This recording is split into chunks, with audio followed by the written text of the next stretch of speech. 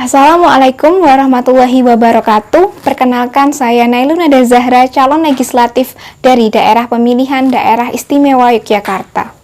Terdapat satu kelompok yang terabaikan pada masa pandemi COVID-19 saat ini, yaitu kelompok orang dengan gangguan jiwa atau kelompok ODGJ. Padahal mereka sangat rentan terhadap stres yang akan memicu penyakit mereka menjadi semakin parah atau kekambuhan. Berdasarkan riset dari HIMPSI, pada awal masa pandemi terjadi peningkatan 27% tingkat stres dan juga kecemasan pada masyarakat Indonesia. Angka ini tentu saja akan terus meningkat seiring berjalannya pandemi yang berlangsung semakin lama. Berdasarkan riset dari WHO, setiap tahunnya terjadi kerugian ekonomi sebesar 1 triliun USD akibat dari stres dan juga depresi yang menyebabkan turunnya produktivitas dari sumber daya manusia.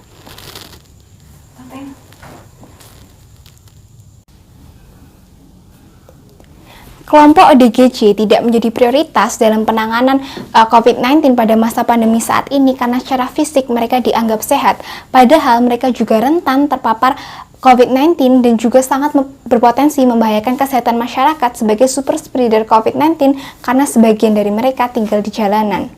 Di kota saya, kota Yogyakarta, garda terdepan penanganan ODGJ selama masa pandemi diampu oleh remaja. Kader Remaja Kesehatan Jiwa Kecamatan Gondomanan melaksanakan gerakan merawat ODGJ di wilayahnya masing-masing.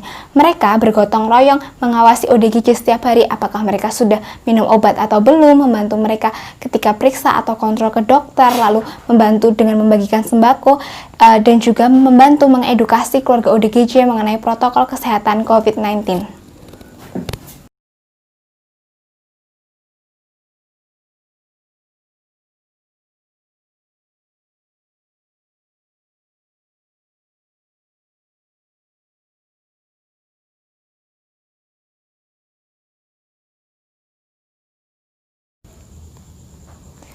Kareja juga melakukan kolaborasi lintas sektoral dengan Polres, Koramil, dan juga KUA dalam meningkatkan kesejahteraan jiwa masyarakat.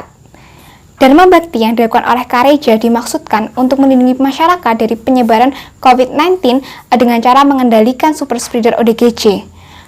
Kareja juga bertujuan untuk memberikan hak-hak kepada ODGJ sebagai warga negara yang berhak untuk mendapatkan perlindungan dan juga hak-hak untuk hidup layak. Lalu juga untuk meringankan beban keluarga ODGJ sehingga mereka bisa tetap menegakkan tiang perekonomian keluarga, dan yang terakhir memberikan contoh kepada remaja lain agar mau peduli terhadap permasalahan di lingkungannya. Jikalau saya menjadi anggota DPR, saya akan melaksanakan 3 fungsi sebagai berikut.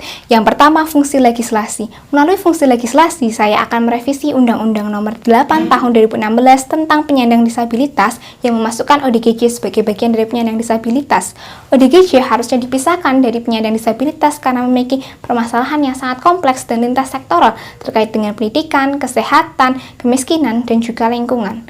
Saya juga akan mengajukan rancangan undang-undang yang akan memayungi kebijakan mengenai program kesehatan jiwa masyarakat, bekerjasama dengan Kementerian Kesehatan dan juga Kementerian Sosial untuk meningkatkan infrastruktur kesehatan dan juga bantuan sosial. Yang kedua, fungsi anggaran. Saya akan mengusulkan alokasi dana dan relaksasi dana untuk program kesehatan jiwa masyarakat. Yang ketiga, fungsi pengawasan. Saya selaku anggota DPR akan bersama-sama masyarakat mengawasi jalannya program mengenai kesehatan jiwa masyarakat, serta melakukan monitoring dan evaluasi untuk perbaikan-perbaikan ke depannya. Indonesia Emas 2045 membutuhkan SDM yang berkualitas baik secara fisik maupun mental, inovatif dan juga produktif. Oleh karena itu, kesehatan jiwa harus ditempatkan setara dengan kesehatan fisik.